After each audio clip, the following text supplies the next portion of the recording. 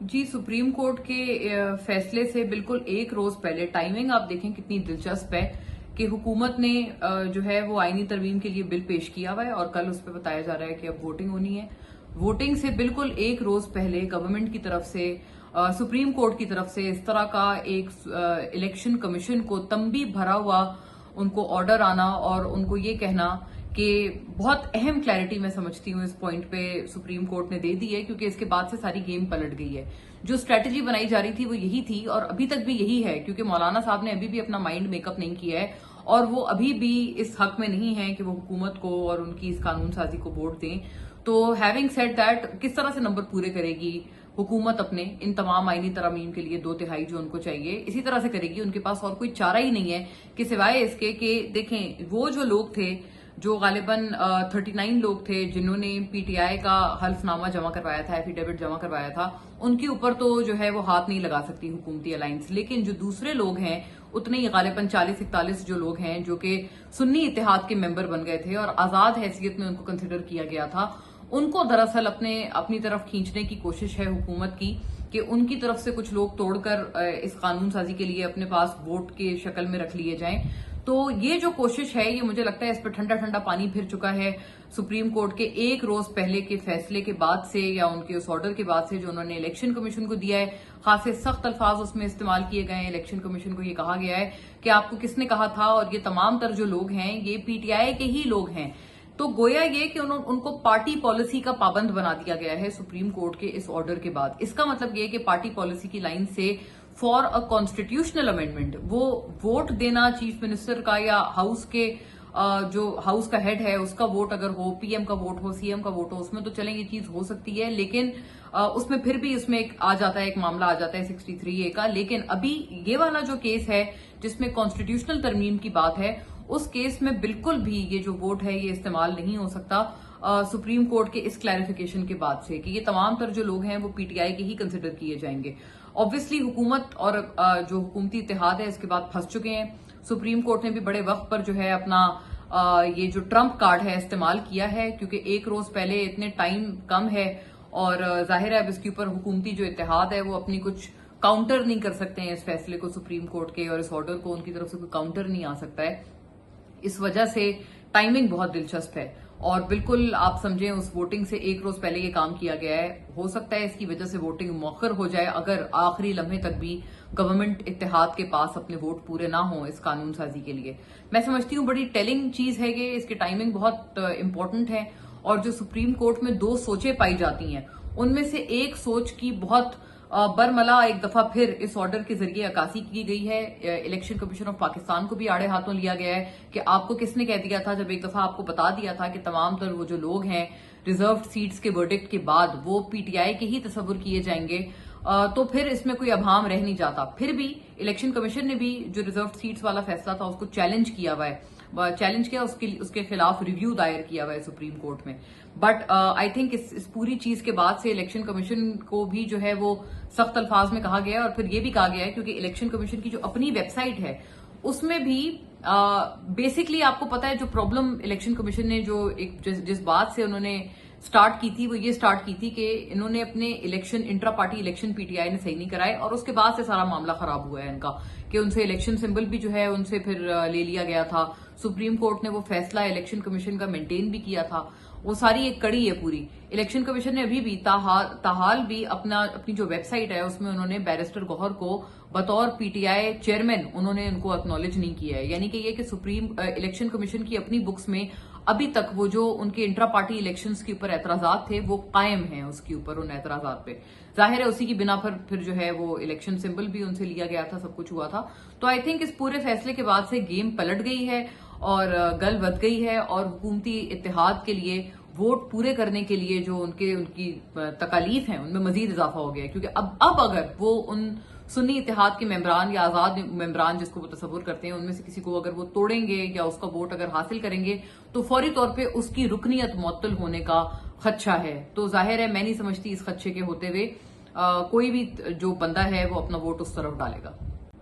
देखिए, आखिरी इत्तला तक मेरे पास यही अपडेट है पीएमएलएन के कैंप से और यही मेरे पास इत्तला मौजूद है कि अब वो जो आइडिया है पीटीआई के लोगों को या सुन्नी इत्तेहाद के लोगों को तोड़ने का, उसको ड्रॉप कर दिया गया है सुप्रीम कोर्ट के गुज़िश्ता रोज के फैसले या ऑर्डर के बाद से जो उन्होंने निकाला है। और उसकी टाइमिंग बड़ी इंटरेस्टिंग है। उसको उस टाइम पे उस फैसले को उस ऑर्डर को जारी करने का मकसद ही यही था कि बिल्कुल इस कानून साजी का जो है वो रास्ता रोका जाए। ऑब्वियसली इस कानून साजी का अगर रास्ता रोका जाता है तो जो दूसरी सोच है, जो दूसरा ग्रुप है या दूसरी सोच के लोग हैं जो सुप्रीम कोर्ट में मौजूद हैं मोजिस जजेस में से, उनकी ऑब्वियसली इसमें बरतरी होती है, उनको इसमें फौकियत मिलती है, क्योंकि जो काजी साहब के लाइक माइंडेड या उनकी तरफ के सारे लोग हैं उनकी इसमें नफी होती है। तो इसकी टाइमिंग बड़ी इंटरेस्टिंग है। उन्होंने अपने आप को भी सेफ गार्ड किया है कि सारा कुछ इस तरह के टाइम पे ऐसा ऑर्डर करके। हैविंग सेड दैट, हुकूमत के लिए परेशानियां बढ़ गई हैं। आखिरी इत्तला मेरे पास यही है कि पीएमएलएन के कैंप्स में अब सिर्फ और सिर्फ एक चारा रह गया है कि वो मौलाना साहब को जो है वो राम करें, और अगर उनके थ्रू किसी और को भी वो अपने साथ शामिल कर सकते हैं, क्योंकि बीएनपी मेंगल ने भी साफ इनकार कर दिया है कानून साजी के लिए। सिर्फ एक मौलाना साहब हैं जो कि अभी भी जो है चुप में खैर समझते हैं, और उन्होंने अभी भी जो है वो साफ मना नहीं किया है, क्योंकि उनकी स्ट्रैटेजी ठीक है, वो अपोजिशन का हिस्सा जरूर हैं, उन्होंने अपने आप को अपोजिशन का हिस्सा भी बता दिया है। हर वक्त उनकी जो बात है, उनका जो बयानात है उनकी जमात से आने वाले या मौलाना साहब की तरफ से खुद से आने वाले, वो मजीद पीटीआई के जो उनका बयानिया है उसको रोज बरोज फौकियत देते हैं, लेकिन वो इतना आगे नहीं जाना चाहते हैं। मौलाना साहब की मूव्स बड़े कैलकुलेटेड होते हैं। फजल रहमान साहब इतना आगे नहीं जाना चाहते हैं अपनी ऑपोजिशन में कि वो ताकतवर हलकों को बहुत ज्यादा अपसेट कर दें। ठीक है, उन्होंने उनको कहा हुआ है, और वो ये भी बात जानते हैं कि अगर वो कोई धरना वगैरह करते हैं, कोई जलसा जुलूस करते हैं, जैसे मैंने कई आपके पिछले व्लॉग्स में बात एक की बताई है और अर्ज किया है कि मौलाना साहब या चूंकि उनका जो स्टेटस है वो बहरहाल एक मजहबी जमात का है, तो उनकी जमात के ऊपर उनके धरनों पे या जलसों पे क्रैकडाउन एज सच नहीं हो सकता है। इस बात को जानते बूझते हुए भी मौलाना साहब फिर भी काफी कैलकुलेटेड रहते हैं when it comes to establishment, dealing with the establishment.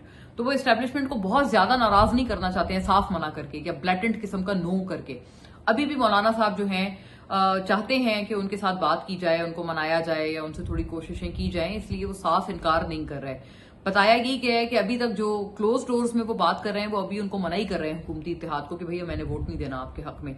लेकिन जब मीडिया की या पब्लिक उनकी स्टेटमेंट की बात आती है वहां पर साफ इनकार अभी भी मौलाना साहब का चूंकि मौजूद नहीं है। तो पीएमएलएन की तरफ से ये आखिरी एक स्ट्रैटेजी या कार्ड अपनाया जा रहा है। ऑब्वियसली अगर ये भी कामयाब नहीं होता तो मुझे नहीं लगता कि इसके अलावा कोई और चारा है कि इस आइडिया को अमेंडमेंट के पीएमएलएन के कैंप से ड्रॉप कर दिया जाए। फिर भी मैं ये कहना चाहती हूँ कि पीएमएलएन के ऊपर बहुत ज्यादा प्रेशर है कि they should go ahead with the amendment come what में। उनके ऊपर बहुत प्रेशर है। अगर उनके ऊपर प्रेशर ना होता तो शायद पीएमएलएन इतना पुश नहीं करते। क्योंकि मैं आपको एक बड़ी पते की बात बताती हूँ, और वो ये है कि पीएमएलएन के जो अपने लोग हैं ना, उनमें बहुत ज्यादा हुकूमत करने का या हुकूमत में रहने का शौक नहीं है। मैं आपको सीधी सीधी बात बताऊं, कुछ उनके अपॉर्चुनिस्ट किस्म के लोग हैं जो इस सोच के तहत चल रहे हैं कि भाई अभी आखिरी हुकूमत है, पता नहीं अब इसके बाद हमारी मकबूलियत देखते हुए और अभी जो इकदाम हुए हैं प्रेजेंट हुकूमत में वो सारी चीजें देखते हुए पता नहीं हमें किसी ने वोट इसके बाद देना है या नहीं देना है, क्या कह सकते हैं। लेकिन उनको ये लग रहा है कि इसके बाद उनका मौका, उनको हुकूमत करने का मुश्किल अगर मिले तो बिलखुसूस वफाक की मैं बात कर रही हूँ, तो ये सारा मौका देखते हुए बस जितना बंदा कर सकता है अपने लिए, जितना प्रोटोकॉल एंजॉय करना है, जितने मराद एंजॉय करने हैं या जिसे कहते हैं किक बैक्स एंजॉय करनी है, कुछ लोग हैं सोच के बीबीपीएमएलएन में, और ज्यादातर इनकी अक्सरियत है मैं समझती हूँ। वो कहते हैं बस आखिरी मौका है, जितना आपने मजे करने हैं कर लें हुकूमत के या इक़्तिदार के। लेकिन जो समझदार एक फैक्शन है पीएमएलएन में जो कि बड़ा वो भी उसकी भी बहुत अक्सरियत मौजूद है, वो ये समझते हैं, उनको इतना शौक नहीं है हुकूमत में रहने का। वो यही समझते हैं कि अभी हुकूमत में रहना हमारे लिए इतना मेरा ख्याल है जरूरी नहीं है। वो उनका यही व्यू है कि उनका हुकूमत में रहना इतना जरूरी नहीं है जितना उनका इस वक्त अपनी मकबूलियत, अपनी सियासत, अपनी साख बचाना जरूरी है। तो वो जो फैक्शन है वो ज्यादा आप समझे बरतरी रखता है पीएमएलएन में। उसको बाय द वे लीड भी नवाज शरीफ साहब करते हैं। नवाज शरीफ साहब की भी मैं आपको बताऊं को बहुत ज्यादा ख्वाहिश नहीं है कि वो हुकूमत में हों या उनकी पार्टी जो है वो हुकूमत करे और हर सूरत इक़्तिदार से जो है वो चिमटी रहे। नवाज शरीफ साहब इस सोच के हामिल नहीं है। तो उनके तरफ के जो तमाम लोग हैं ऑब्वियसली वो भी इस सोच के हामिल नहीं है। तो वो नहीं चाहते हैं कि भाई आप हर तरह से हर सूरत हम कानून साजी करें, हर सूरत हम अमेंडमेंट का आईनी अमेंडमेंट हम करें। लेकिन जो दूसरी सोच है वो बहरहाल वो चाहते हैं कि कानून साजी की जाए एंड दे रियली वांट कि कुछ अपने हुकूमत को जितना वो सेफगार्ड कर सकते हैं वो करें। तो बहरहाल मुझे नहीं लगता कि अमेंडमेंट के साथ जो है वो पीएमएलएन आगे बढ़ेगी और पीटीआई के कौन से लोग टूटेंगे और कौन से नहीं टूटेंगे। देखें, मैं इस बात को ये जरूर कहना चाहती हूँ कि पीटीआई बार बार ये बयानियां बना रहे हैं कि जी हमारे घर में खुदा न खास्ता औरतों को उठाया जा रहा है और ये सब किया जा रहा है, इस वजह से अगर कोई बंदा टूटेगा तो टूटेगा, वरना जो है पैसे की चमक जो है वो किसी को नहीं तोड़ सकती है। आई थिंक ये गलत बात है, क्योंकि पैसे की चमक बहरहाल पीटीआई की जब हुकूमत थी उनकी वुजरा को बहुत अट्रैक्ट करती थी। उनकी वुजरा की जिसे कहते हैं ना, पीटीआई के जो उस वक्त के वुजरा थे उनके बड़ा मुंह में पानी आया करता था पैसे की चमक से, और करप्शन की कई दास्तानें मेरे पास भी हैं पीटीआई के दौरे हुकूमत की वुजरा की। तो ये तो हम नहीं कह सकते कि जी उनके सारे तरफ के जो लोग हैं वो दूध के धुले हैं। ऑब्वियसली हर पार्टी में अच्छे बुरे लोग होते हैं और पीटीआई का भी यही हाल है।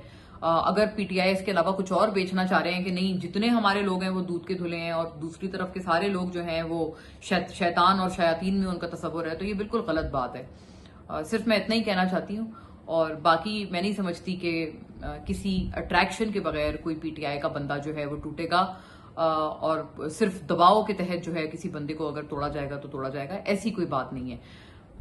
8 सितंबर के जलसे के बाद से मुझे लगता है कि हालात खासे कशीदा हो गए हैं और परेशान कुन हद तक जो है वो कशीदा हो चुके हैं, क्योंकि जो भी हो हम पीटीआई को तनकीद करते भी हैं जब भी इस्टेब्लिशमेंट से कोई बातचीत पीटीआई वाला करता है, क्योंकि उन्होंने बयानिया ही जो है वो इस्टेब्लिशमेंट के खिलाफ इतना सख्त बनाया है।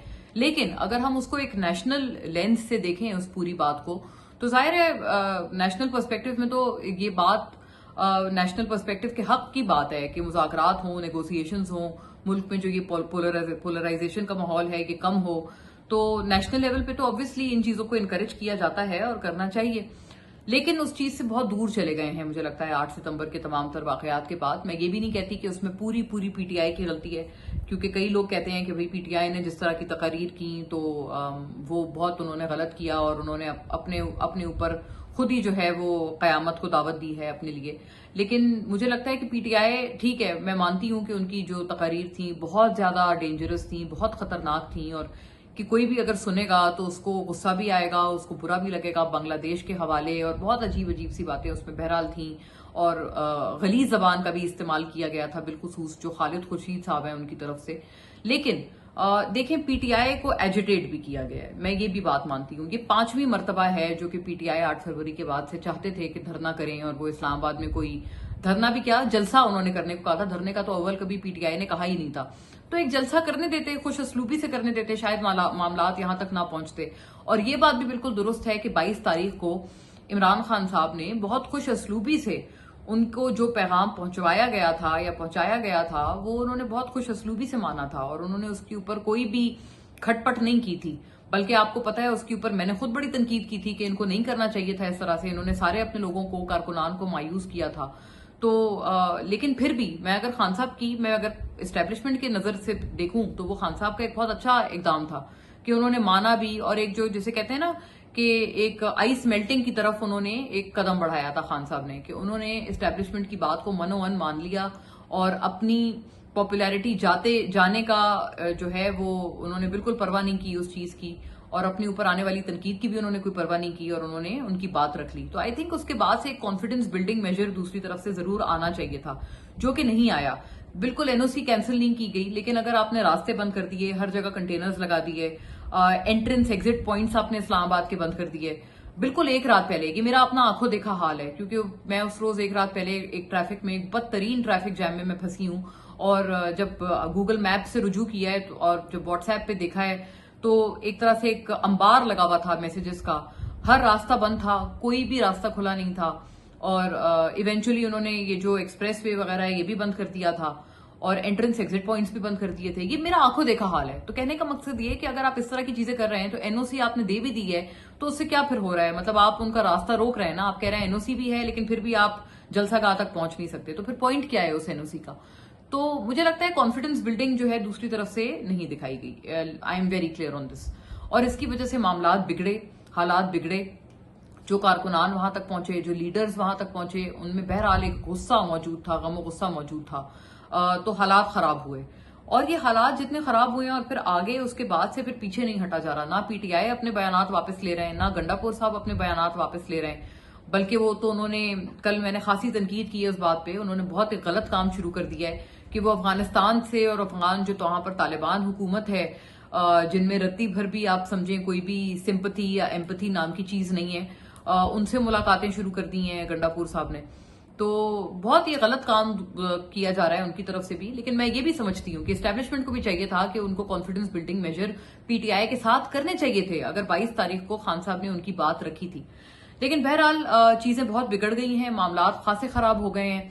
खान साहब की जो अभी हालिया जो ट्वीट है उससे मजीद मामला बिगड़ रहे हैं। उन्होंने फिर से कहा है कि लोग अपने घरों से निकलें और जिहाद है।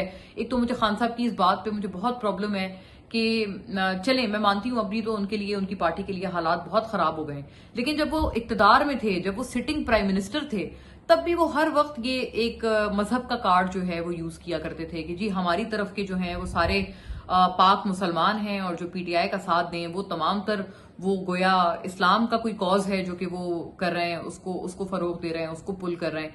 लेकिन जो दूसरी तरफ के लोग हैं वो सारे जो हैं मुनाफिकीन हैं और वो सारे जो हैं मतलब शिरक करने वाले हैं खुदा न खास्ता। तो बहुत एक अजीब सा इस्लामी कार्ड और मजहब टच और इस्लामी टच खान साहब हमेशा देते आए हैं। उनकी अभी ये जो ट्वीट है, हालिया ट्वीट जो उन्होंने की है, उसमें भी एक इस्लामी टच कूट कूट कर भरा हुआ है और ये तक उन्होंने कह डाला है कि हम जो है, मैं और बुशरा बीबी, हम भी एक इस्लाम की राह में और अल्लाह की राह में हम लोग जेल में बैठे हुए हैं। तो आई थिंक ये वाली जो बातें हैं, खान साहब तो उस वक्त अच्छे वक्तों में इनसे गुरेज नहीं करते थे, तो अब जब वाकई उन पर मुसीबत पड़ी हुई है वो अब कहां गुरेज करेंगे इस्लामिक टच से? वो भर भर के इस्लामिक टच दे रहे हैं। मुझे लगता है बहुत खतरनाक है। पाकिस्तान जैसी एक हाइपर इस्लामिक और हाइपर रिलीजियस किस्म के मुल्क में, जहां पर एक सेकंड लगता है, एक चुटकी लगती है, कभी किसी के कपड़े देख के किसी के इस्लामी जज्बात और मजहबी जज्बात मजरू हो जाते हैं, किसी की एक आप नजर देख लें, एक आंख देख लें, मतलब एक इंच के फर्क से जो है खुदा ना खास्ता इस मुल्क में एक मिनट लगता है किसी के इस्लामी जज्बात मजरू होने में। तो इस तरह के मुल्क में जो कि ऑलरेडी इतना हाइपर रिलीजियस है, उसमें अगर खान साहब बार बार एक इस्लामिक टच, और उनकी पॉपुलैरिटी तो है, इसमें तो कोई शक नहीं है, बार बार अगर एक पॉपुलर लीडर एक इस्लामिक टच अपनी अपनी बात को या अपने सियासी कॉज को देगा तो I think this is very dangerous, very dangerous. Khan साहब बार बार इस खतरनाक रुझान को जो है वो हवा दे रहे हैं और अभी भी उन्होंने भर भर के ये जो अभी हालिया उनकी ट्वीट है उसमें यही काम किया है। और मुझे लगता है खान साहब को अपने पिछले बयानात से या अपने पिछले स्टांस को थोड़ा सा याद करके उससे सबक लेना चाहिए, क्योंकि उनकी अपनी पार्टी के लोगों के लिए बहुत मुश्किल हो गया है कि वो इतने सख्त बयानिए का बोझ अपने कंधों पर उठाएं। फिर खान साहब कहते हैं जो डरपोक हैं वो मेरी पार्टी से निकल जाएं। भाई क्यों निकल जाएं? ये गलत बात है ना। देखिए, खान साहब ने खुद कहा था शीरी मजारी साहिबा को कि आपको तो पार्टी बहुत पहले छोड़ देनी चाहिए थी, आपको इसका वेट ही नहीं करना चाहिए था कि मामला जो है वो आपके घर वालों तक आ जाएं। तो अगर एक वो मैं समझती हूँ एक रैशनल सोच थी, अब अपनी रैशनल सोच की खान साहब नफी कर रहे हैं कि जी जितने डरपोक लोग हैं वो पार्टी से निकल जाएं। ऑब्वियसली एक इंसान अपने अपने खानदान की वेलबीइंग के लिए, अपने बच्चों की, अपने बीवी बच्चों की, अपनी फैमिली की वेलबीइंग के लिए, अपनी सेहत और वेलबीइंग के लिए डरता है। एक इंसान में डर और खौफ मौजूद होता है। आप क्या कहते हैं कि नहीं हम ना डरें, बच्चों को आप आग में खुदा ना खास्ता झोंक दें, अपनी फैमिली को आप आग में झोंक दें? ऐसा नहीं होता है। मतलब ये इरैशनल बातें हैं। खान साहब को इनसे गुरेज करना चाहिए, क्योंकि यही बातें उनकी अभी हालिया ट्वीट में भरी हुई हैं। इससे पहले भी वो कह चुके हैं डरपोक लोग पार्टी से निकल जाएं। क्यों निकल जाएं भाई? ये तो गलत बात है ना कि डरपोक लोग पार्टी से निकल जाएं। I mean this is very uncalled for. और खान साहब का मैं यही अर्ज करी थी पहले भी कि उनको अपने पिछले स्टांस से भी उनको याद करके कुछ थोड़ा सबक हासिल करना चाहिए। जब वो ये कहा करते थे नवाज शरीफ का इससे बहुत मध्यम था उनका जो मजामती स्टांस था, मुझे क्यों निकाला कैंपेन के बाद से और उनके दफ्तर से निकाले जाने के बाद से उनका जो मजामती स्टांस था नवाज शरीफ साहब का, वो काफी मध्यम था। मतलब वो इतना तो जारहाना नहीं था जितना खान साहब का आजकल का स्टांस है। फिर भी खान साहब उस वक्त पीएम थे, क्या कहते थे वो? खान साहब ये कहते थे भाई नवाज शरीफ साहब को अपनी पार्टी के लोगों का सोचना चाहिए, अपनी पार्टी के वेलबीइंग का सोचना चाहिए, क्योंकि वो खुद तो वहां लंदन बैठे हुए हैं, लेकिन उनके लिए इसका, उनकी पार्टी के लोगों के लिए इसका बोझ उठाना बहुत मुश्किल है। बार बार ये बात करते थे खान साहब। तो आई थिंक उनको ये बात, मैं मानती हूँ खान साहब, और मैंने ये बात उनकी रिकग्निशन में की है, खान साहब की तारीफ भी की है कि मैं मानती हूँ कि वो जेल बड़े खुश असलूबी से बैठे हैं, कोई उन्होंने सेहत का किसी चीज का कोई एक्सक्यूज नहीं किया और वो बैठे हुए हैं, जाहिर है, जबकि जेल किसी के लिए कोई फूलों की सेज नहीं होती। लेकिन फिर भी अगर आप बार बार अपने कारकुनान को कह रहे हैं कि जी जान और माल की परवाह करे बगैर आप निकलें और आप जिहाद करें, तो आई थिंक कुछ नहीं तो आप अपने पुराने ही जो आपका पुराना मौकफ था जब आप पीएम हुआ करते थे, उसी से थोड़ा सा आप सबक लें कि अपने लोगों के लिए मुश्किल ना करें कि वो आपको सपोर्ट करें।